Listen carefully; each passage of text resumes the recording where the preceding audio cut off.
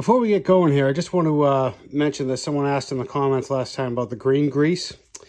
It is NLGI number 2, and it's a lithium complex base. Operating range, negative 20 degrees Fahrenheit to 350 degrees. That's why this stuff is so good. I'm in New England, so this is exactly in my temperature range, and I'm never going to need anything more extreme or less extreme than this. So, on to the video. Hey YouTube, Investor 781. So today, got my neighbor's beat up push mower, Platinum Craftsman. Careful, this is expensive. 7.25 foot-pounds of torque, 163 cc's of screaming power. It's not running. Hasn't been running since last season, and it's been sitting. So, it may seem rough, but if you look real close, it's even rougher. Let's just give this an assessment, see what it needs. What is going on? There we go. Mint. Yeah. Let's go, give it the basic once over, see what it needs to get going, and start with the basics. So, I guess good a place as any is oil. Oh, it's dirty. Doesn't smell like gas. It is full. Speaking of gas, though, he said he left some fuel in it. So, yeah, some. Let's get a flashlight. All right, what do we see? Oh, yeah. There's some earwigs, some dirt. I think there's some water in that bottom corner. So, yeah, I mean, as if we weren't going to already drain all the fuel out of it. How about the air filter? Yikes. Oh yeah, she's breathing. She's breathing all right. Well, other than that, I think I'm going to give this a quick blowout with the gun. Dribble a little two-stroke into it and see if it chooches. Now there is a chance, however slim, that this could just take off and start running on its own fuel, but I doubt it. See what happens. Ooh. Pull down cable seems crunchy. Anyway.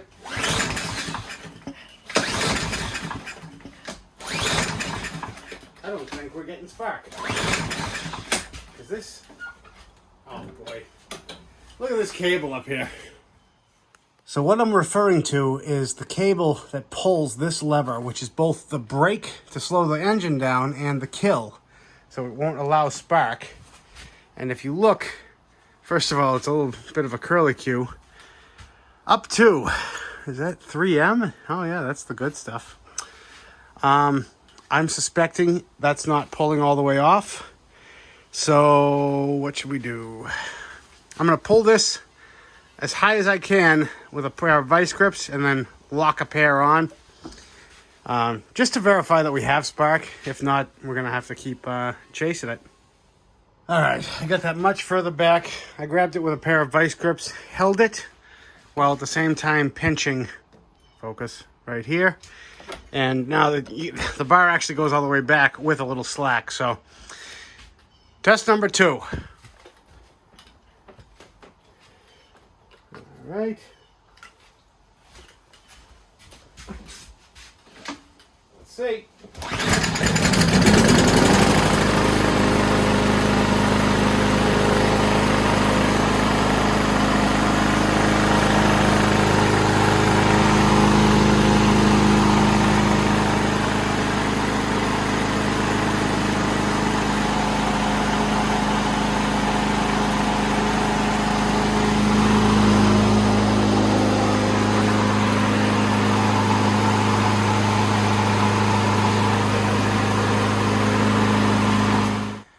You know, if it was my mower, we'd have no such luck. I just threw this back on because it's throwing all sorts of heebie-jeebies up in the air.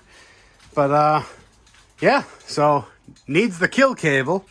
Front wheel drive isn't working, but I don't know if that was working because this cable is busted. And this mower is just, I mean, there's no bolts even holding the handle in. You can actually pull the whole handle out. So this might literally just be a just get it going. I use it to mow the weeds and rocks around my property. It's kind of a beater. Let's take a look at the blade at least. All right, underside isn't actually the worst I've seen. Oh, Jesus Christ. Are those? Those are the handlebars. I mean, that can't come much further down, but, you know, thank Christ. So, blades, let's see. It feels like something's bent. We're going to be even right there. Not the worst. I mean, we are slightly bent. They are dull as day. But looking at the middle here, I don't think the crank's bent. All right. Confidence level in this thing? Elevated. Oh, we're leaking stale gas everywhere and it stinks. Well, I got that ordered. Let's see what other presents this has in store for us. I don't think it's going to be too bad. Oh, does this have one of the...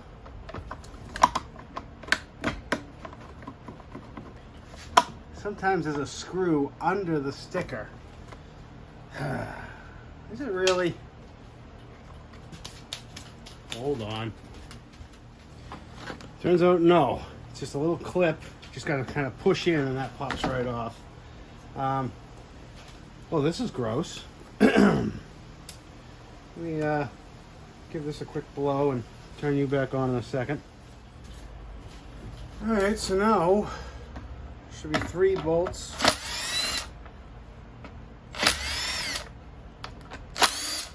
And this cover should lift off. There we go.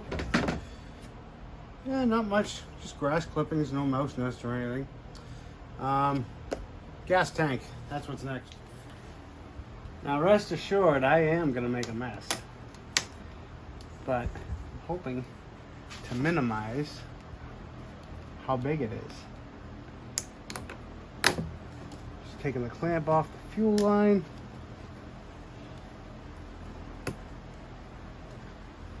Give it a little wiggle. All right. Throw the clamp on it. Now this should lift right out and pull right off. There we go. It's like we knew what we were doing. All right, let's see what this has to offer us. Doesn't look the worst, but it stinks. So yeah, I'm gonna let this dribble outside and turn you back on when it's empty. And yeah, that's not pollen. That is haze from water. So, good thing we dumped that out. I'm honestly surprised at how well it ran like that. We have cleaned and blown out the fuel tank. It's all nice and clean and dry in there. And while it's still relatively warm from running, I'm just sucking out the oil. Now the question is, do we drop the carb or do we try it? We both know the right answer, but I really don't wanna. All right, let's get into it. There's a 5/16 right over here. Looks like fine thread, 2 1/4 inch. Are they 1/4 inch? Nope. So yeah, like I said, 2 7mm bolts. Coarse thread. And little hidden guy. They have to make 1 silver and 1 black. Another 5/16.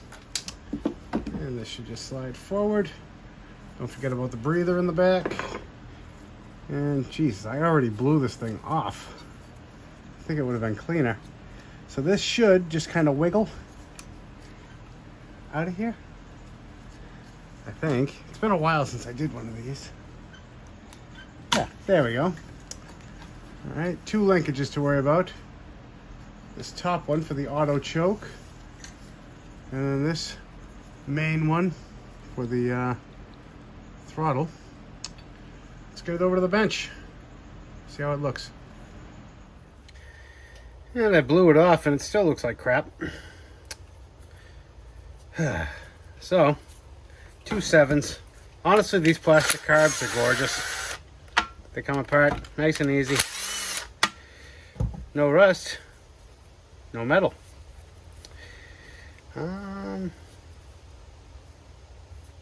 Yeah, let me get a flathead.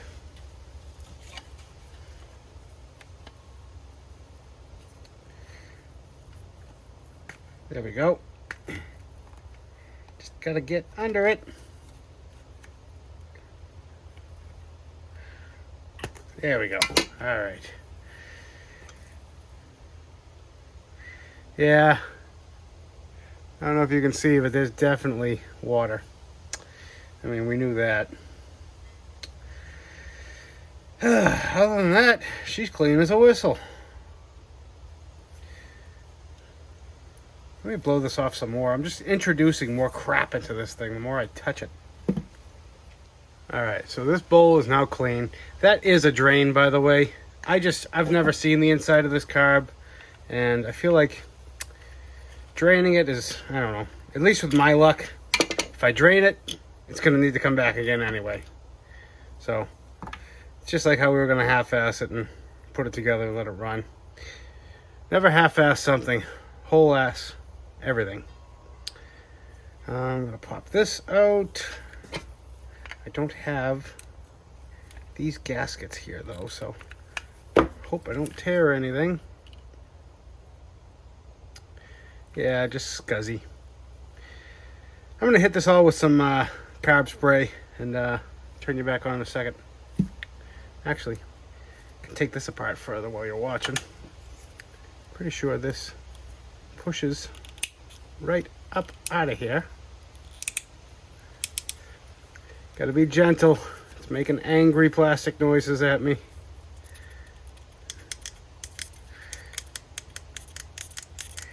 You know, the more I mess with this stuff, the more that voice in the back of my head's going, it was running. It was running fine. Stop.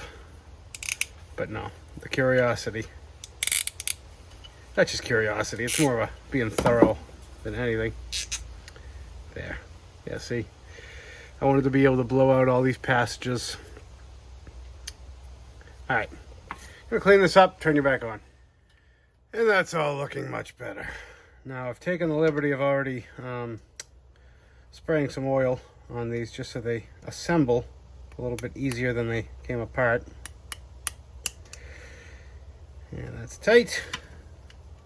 So we're going to chuck this right back in there. Believe this only goes in one way properly, because you can see there's a little round, what am I trying to say? Round hole in there where that O-ring would seal. I don't want to try to put it in the wrong way to prove it, because then I'll break something. But I mean, at least you guys would learn. So, still not going to do it. Anyway, let's put the float together. You know, no matter how many times I practice and try, I can't keep the damn carb centered in the picture when I'm working above my head. I don't know what it is, but I'm just not good at it. Alright, and I put a little mark for the bowl to line up where it's supposed to go. Again, not sure if you can put these on both ways. And I don't want to find out today. So, I tell you guys that on every carb I do. Mark a little alignment mark. It'll save you guys some frustration. Make sure you push gentle on the plastic carburetor while assembling. And tighten to spec.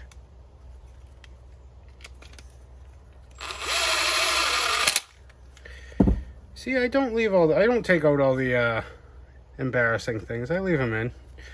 I know you guys get a good chuckle, and so do I when I'm editing. All right, let's throw it on. So unbeknownst to me, but you guys probably saw it, a little gasket fell out. And that is the last bit to these plastic carbs. You put the O-ring in first. Make sure it's nice and tucked in where it's supposed to go. Yep, still sticking out. Yeah, so you like that.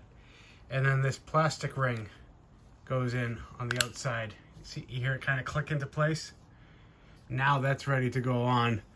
But still, put a little bit of oil.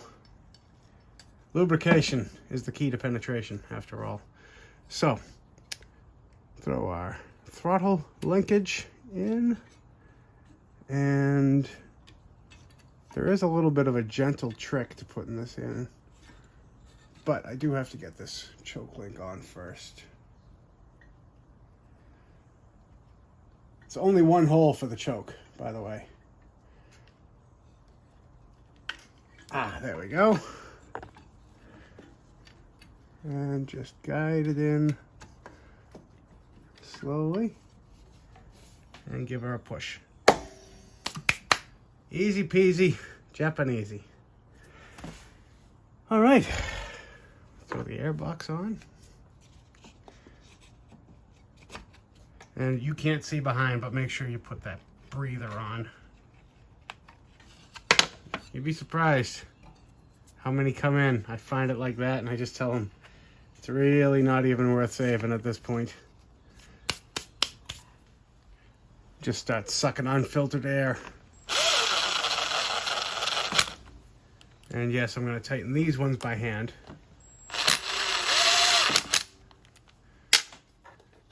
And the 5/16. Put the black one where it was. And the silver one on this side.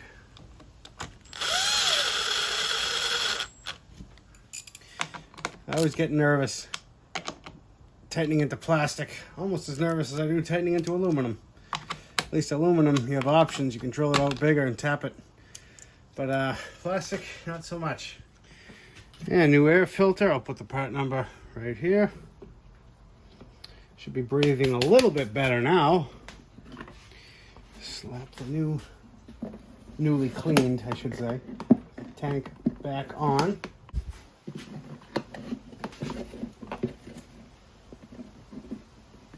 It was actually easier pulling that line off once the tank was out of place rather than struggling with it like I did. But that's what these tests are for. Oh, I missed it. Just kind of slides into cutouts. There we go. In and down.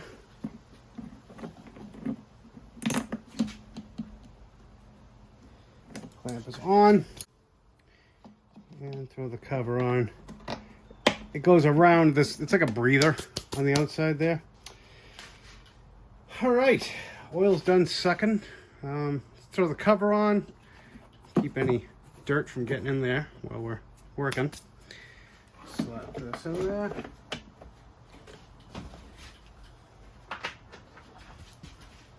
And these are shouldered, by the way, in case you lose one.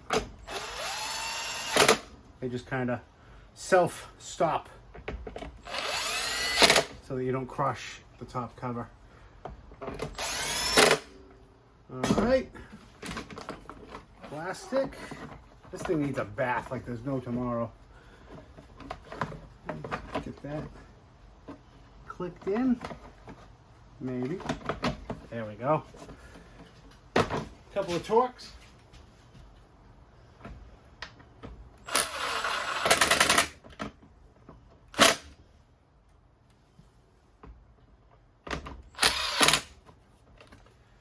Done. If you don't get it on camera, it never happened. Right, YouTube?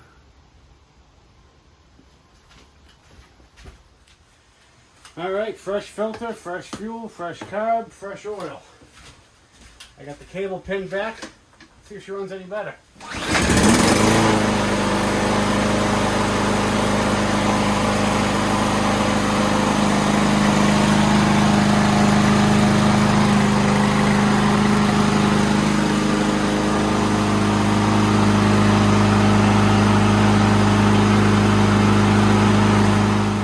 amazing how nice engines will run when you give them gas instead of water, huh?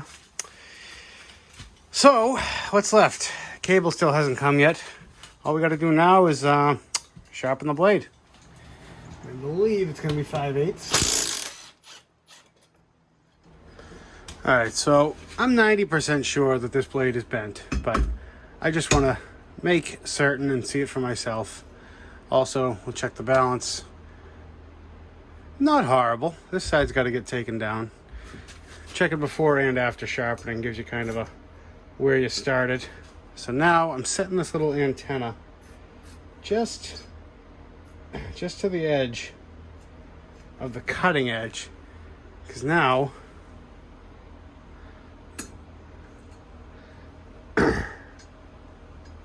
yeah, so you can see right there it's about the width of the ball. If I just pivot this in, it's not actually changing the angle. Then we pivot it back out and it's ahead. So the blade has a bit of a bend to it.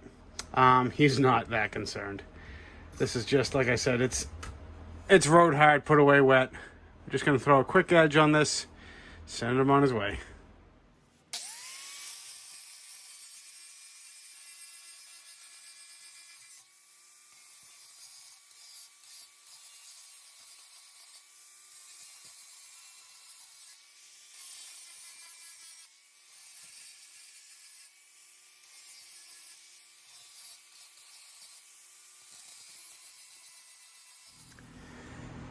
And sure, it looks pretty, but is it balanced? That's the question.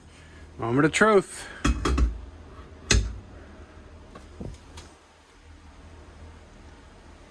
Does it get much better than that? People are going to say it's fake. I can leave it here all day, folks. You know, a lot of people keep going back and forth with me about blade balancing and whether it's important or not. And it all comes down to personal preference and acceptable tolerances.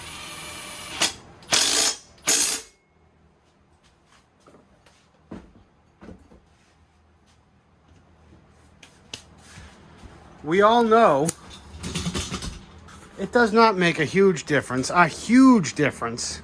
if when you set it up on the balancer, it slowly goes. That's usually when I'll call it. But this thing, I don't know if you guys noticed this jumping up and down while it's running. Part of that's from the blade being bent, but I'm wondering if any of that is going to get resolved by me fixing the balance of the blade. You know, but it's stuff like that that goes away. It's stuff like that that you don't notice until you have a balanced blade. On a single blade push mower, things like that are all you're going to see. You're going to feel it in the engine. You're going to feel the vibrations. And eventually, I guess someone could make a case saying it's going to wear out the bearing, you know, the crankshaft bearing on the bottom of the engine. On riding mowers, it's going to wear out the spindles. Quick, fast, and in a hurry. Especially some of these cheaper ones. I mean, this is commercial, but some of these cheaper spindles, they're already fighting for their life right out of the box. So why not give them every chance you can at having a long life? Save yourself some money. Take the extra couple minutes. It's a gorgeous day out. Clean up the blades, balance them up. Bob's your uncle. Now, as far as the handles, I pulled them back out to where they line up, and they do sell a square nut and a bolt with a plastic handle on it.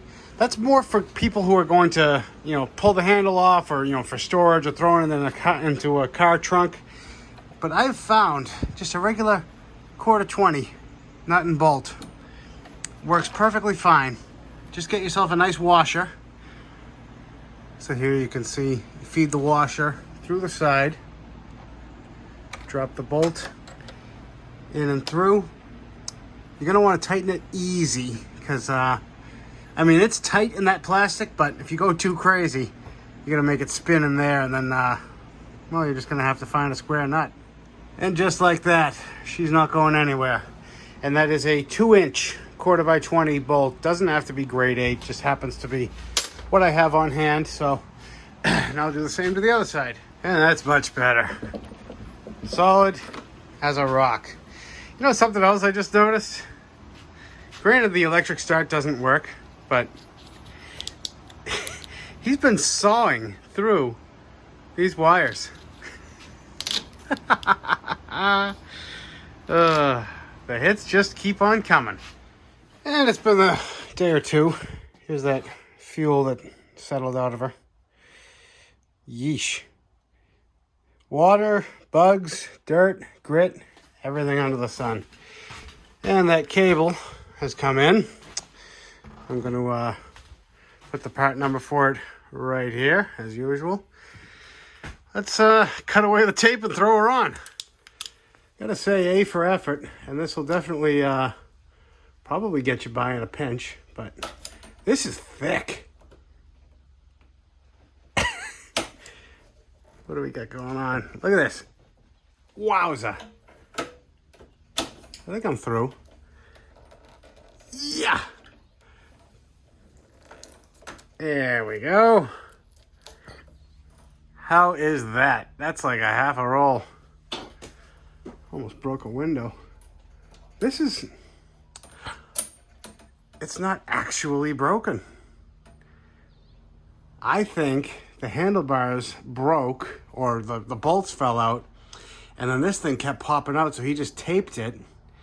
Okay, now it's starting to make sense. I mean, there's definitely... Right there, it's ready to snap off, so... Either way, this is getting it, but it's good to see why it happened. Also, it's barely moving. Not very smooth. Get some brake cleaner. I think this is bent. Nope. No. All right, just me. Get some brake clean on that real quick. Just so it doesn't get all schmooey all over the guy's hand. Plus, it'll just pick up all the dirt and dust and debris from when he's mowing and be unpleasant in general. There you go. Nice and smooth. So we'll start at the top. Just twist it in like so. And I'll move further down the handle to the only hole in it. And you can see it comes with a hook and a tab. So you're going to kind of come in sideways and then push in. And then it just kind of clicks. That's exactly what you want. Now to the business end. All right, well, we are directly in the back of the motor. So I can't find my nifty disconnect tool from BSS Small Engines. So I got a 3/8 wrench here, and I'm just going to try to go over the wings and pull. Yes, just like that. So let me see if you're looking. Yeah. So what I'm doing is just taking the opening here and closing these two tabs inward. And then this should just push down and pull straight out. So it goes up and spins in. Gotta be gentle now. These don't take kindly to rough handling. Are we in? There we go. Whew. Are you guys still watching? Perfect. And now I just take this, give it a pull, push it in, pull the arm back, and there we go. All right, we got the new part in, but will it still run?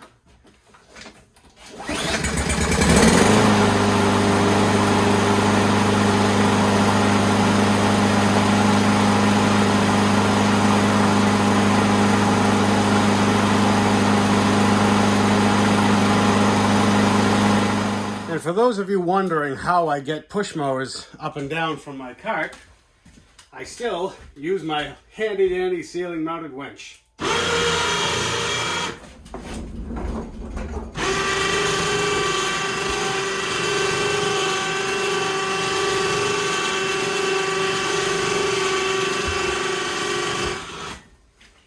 Don't leave home without one. Now, as beat up as this old mower is, I still think it would be a nice gesture and shows a little pride in my work. Give it a little bit of a hose down. And it's already looking much better. It's just kind of an OCD thing for me. You know, I know things, look at the wheels. I know things will look so much better when they're cleaned up, and it just makes you feel good. Like you didn't just work on a pile of garbage. It's a nice, good running mower. Granted, the self-propelled doesn't work, but he's not concerned with that. Did you guys notice the pull cord stopped vibrating? Blade balance matters, folks.